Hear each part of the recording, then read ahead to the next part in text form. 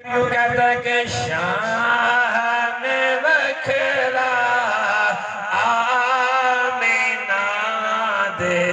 لال دا جڑا جڑا مندہ ہے اللہ نے آمینہ دے لال مدوہا دے نکھرے والے واللہ دیاں ظلفہ والے آلام نشرہ دے سینے والے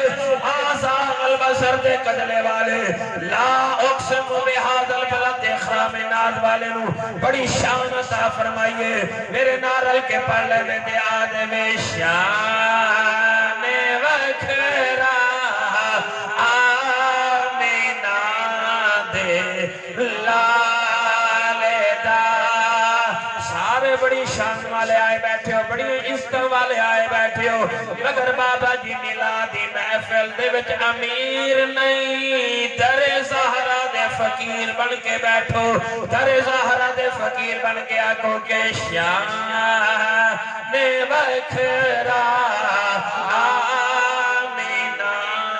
دے لال دا شان وکھرا آمینہ دے لال دا کوئی سونا نہیں سونے دے نال دا شان وکھرا آمینہ دے لال دا سبحان اللہ سبحان اللہ ایک آسمان دا سورج ہے ایک آسمان دا چند ہے بابا جی بندہ زندہ ہوئے جسم دے اندر روح موجود ہوئے زمین تے ٹردہ پھردہ نظر آوے آسمان دا سورج بھی فائدہ دے گا آسمان دا چند بھی فائدہ دے گا اگر بندہ مر جائے جسم دے وچ روح نکل جائے آسمان دے سورج فائدہ ہے مگر اے بندہ فائدہ لین تو فارغ ہو گیا آسمان دے چند وچ فائدہ موجود نور موجود چمک دمک موجود مگر مر جان والا زمین دے تھلے دفن ہون والا آسمان تو فائدہ لین تو محروم آسمان کا سورج اور آسمان کا چاند اس کے لیے فائدہ مند ہے جو زمین کے اوپر کھاتا پیتا نظر آئے جو زمین کے اوپر چلتا پھرتا نظر آئے اب پورے جوبن پر ہے آسمان کا چاند ہمیں فائدہ دے رہا ہے صبح سورج جوبن پر ہوگا ہمیں فائدہ دے گا اب مر کر قبر میں چلے گئے آسمان کا سورج بھی بے فائدہ ہو گیا آسمان کا چاند بھی ہمارے لیے بے فائدہ ہو گیا مگر قربان جاؤں جسے اللہ نے سراج و منیرہ بنایا ہے اس میلاد والے کی شان یہ ہے بندہ زمین کے اوپر ہو دینے والا تب بھی فائدہ دیتا ہے مر کے قبر میں چلے جائیں تو حسین کا نانا قبر میں آ کے بھی قبر کو روشن فرما دیتا ہے سبحان اللہ سبحان اللہ قبر میں سرکار آئے تو میں قدموں میں گروں گر فرشتے مجھ کو اٹھائے تو میں ان سے یوں کہوں اے فرشتوں اس پائے ناز سے کیوں کر اٹھوں ارے مر کے پہنچا ہو یہاں اس دل ربا کے وہاں سبحان اللہ سبحان اللہ سراج منیرہ جہاں آسمان کا سورج بے فائدہ ہو جاتا ہے جہاں آسمان کا چاند بے فائدہ ہو جاتا ہے آمنہ کا چاند وہاں آ کے قبر کو بھی روشن فرما دیتا ہے سبحان اللہ چمک تجھ سے پاتے ہیں سب پانے سبحان اللہ ہماری قبریں بھی حضور کے نور سے چمکتی ہوئی نظر آتی جو مدینہ پاک میں گئے ہیں وہ ذرا ایک لمحے کے لیے اپنے تصور میں گنبد خضرا سبحان اللہ کہتے ہیں آسمان کا سورج بڑا حسین ہے چاند بڑا حسین ہے سکول کی کتابوں میں ہم نے پڑھا تھا کہ چاند خود روشن نہیں ہے یہ جتنا سورج کے سامنے آتا ہے اتنا روشن ہو جاتا ہے سبحان اللہ اچھا ایک جملہ ذہن میں آ گیا اسی پڑھی اچانک ذہن میں آیا تو میں دہراتا چلوں احباب چاند جتنا سورج کے سامنے آتا ہے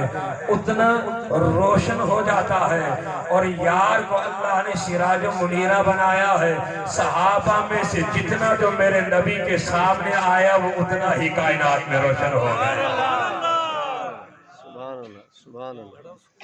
جتنا صدیق اکبر سامنے آیا وہ خلیفہ اول بلا فصل بن کے روشن ہو گیا، جتنا فاروق اعظم سامنے آیا وہ اتنے روشن ہو گئے، جتنے عثمان ذی النورین سامنے آئے اتنے روشن ہو گئے۔ اب جملہ سنیے، پھر جملہ یوں دہراؤ، احباب جس کے وجود میں میرے نبی کا حسن و جمال جھلکتا ہوا نظر آئے اسے ابو بکر صدیق کہتے ہیں، جس کے وجود میں میرے نبی کا جاہ و جلال جھلکتا نظر آئے اسے فاروق اعظم کہتے ہیں، جس کے وجود میں میرے نبی کا نور چمکتا نظر آئے اسے عثمان ذی النورین کہتے ہیں۔ اب جملہ بولوں پھر زیارت کرو چہرے کی، احباب جس کے آنگن میں نبی کی اولاد پلتی نظر آئے اسے شیر خدا،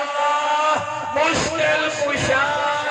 لجپال نبی کا ویر، ہر میلاد منانے والے کا پیر ابو تراب علی المرتضیٰ کہتے ہیں۔ سبحان اللہ، سبحان اللہ، سبحان اللہ، قربان جاؤں، سبحان اللہ، سبحان اللہ۔ یہ جتنا میرے نبی کے سامنے آئے اتنے چمک چمک تجھ سے پاتے ہیں، جتنا حضور کے سامنے آئے اتنا چمک گئے۔ تو وہ چمکنے والا کیسا ہوگا جسے لجپال نبی اپنا لعاب بھی دیتا نظر آئے، جس کے منہ میں اپنی زبان بھی ڈالتا نظر آئے، جسے کبھی کاندھوں پہ کھلاتا نظر آئے، کبھی سینے سے چمٹاتا نظر آئے، جسے کبھی لجپال نبی چومتا نظر آئے، جسے لجپال نبی کبھی سونگتا نظر آئے، اسے زمانہ حسین ابن علی کے نام سے یاد کرتا۔ سبحان اللہ، سبحان اللہ۔ ایک جملہ پھر کہتا تھا، میں اور آپ نماز پڑھیں گے تو جنت میں، میں آپ روزہ رکھیں گے تو جنت کے حقدار بنیں گے، میں اور آپ زکوٰۃ دیں گے تو جنت کے حقدار بنیں گے، میں اور آپ اپنی فصلوں کا عشر دیں گے تو جنت کے حقدار بنیں گے، میں اور آپ اپنی خدمت سے امی ابو کو راضی کریں گے تو جنت کے حقدار بنیں گے۔ بڑا خوبصورت جملہ دینے لگا ہوں، مولا حسین کا نام لینے لگا ہوں۔ احباب میں اور آپ ابو کی خدمت کریں گے تو جنت کے حقدار بنیں گے، میں اور آپ یتیموں کے سر پہ شفقت کا ہاتھ رکھیں گے تو جنت کے حقدار بنیں گے، میں اور آپ بیوہ کے سر پہ عزت کی چادر ڈالیں گے تو جنت کے حقدار بنیں گے۔ اب میرا جملہ یہ ہے، احباب ہر ایک عبادتوں کی وجہ سے جنت میں جائے گا، عبادت کرے گا تو جنت میں جائے گا، مگر مجھے مسجد نبوی کا وہ حسین نظارہ نظر آتا ہے، ننھے ننھے قدموں سے مولا حسین مولا حسین جب مسجد میں داخل ہوتے ہیں نا، یہ چمکنے والے ستارے صحابہ کہتے ہیں لوگوں راستہ دے دو، جنت میں ہمارے سردار آ رہے ہیں۔ ہم عبادتوں کے بعد جنت کے حقدار بنتے ہیں، اور مولا حسن اور مولا حسین وہ ہے جنہیں اللہ نے یار کی وراثت بنا کے جنت کا حقدار بنا دیا، حقدار نہیں جنت کا مالک بنا دیا ہے۔ پھر سبحان اللہ کہے تو یوں کہوں، ہر میلاد منانے والے کا اللہ نے انہیں جنت میں سردار بنا دیا۔ میں نے میلاد منانے والا اس لیے کہا کہ جنت میں